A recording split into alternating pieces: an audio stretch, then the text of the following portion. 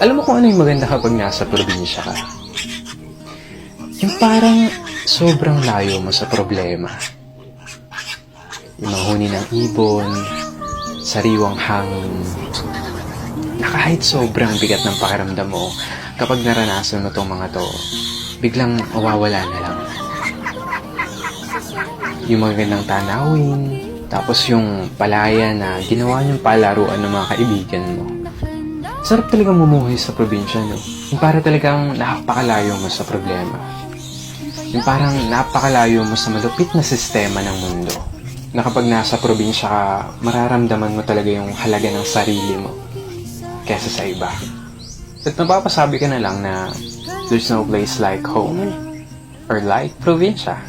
At ikaw na nanonood nito ngayon, masaya ako at naparamdam ko sa'yo ang pamumuhay sa isang probinsya.